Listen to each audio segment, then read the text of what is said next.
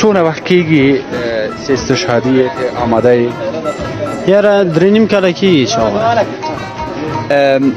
نوم دیر سورانه؟ منصور.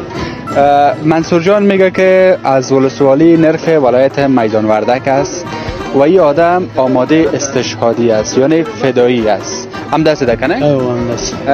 او چو کاله که تا ویلی آماده یو؟ 3.5 و 3.5 سال میشه میگه حاله نوبت در توانه رسیده؟ اوز دلتا وظیفه داره؟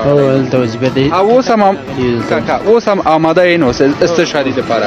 اوز هم آماده ای. پاکستان دم نوم ورکړی ده. د پاکستان د فدایي دپاره هم نوم ورکړی. د پاکستان د فدایي دپاره آماده ده.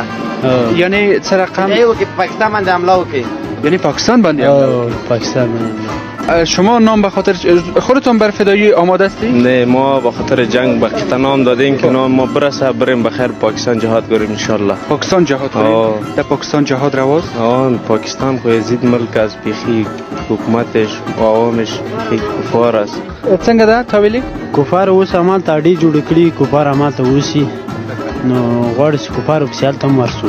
زه د قندوز ولایت او خو د اسلامي او د افغانستان اسلامي امارات غړی یم. بیا د قندوز ولایت اوسیدونکی یم د خان آباد ولسوالۍ د کاخیلو د کلي یم. ورور زه راغلی یم دلته د 15 کاله کېږي الله دریا کې نه لرل 15 کاله کېږي چې جهاد کوم. الحمدلله دا کفر له دې ملکه ختم سو او لاړه. موږ اوس ځان آماده کړی چې د پاکستان کفر غلامان ختم کو. کوم پاکستان چې په موږ لاره جوړه کړې دلته ده هغه باید موږ ختم کو. فقط هدف مو دغه ده چې پاکستان کفار ته لاره ورکړی و. لاره ورکړی و خیر اوسې دا باید موږ ورکو دغه ځای نه. دغه پاکستان کې څه اوسېږي اډې جوړې کړي دا باید موږ فدایانو باندې شڼې کړو.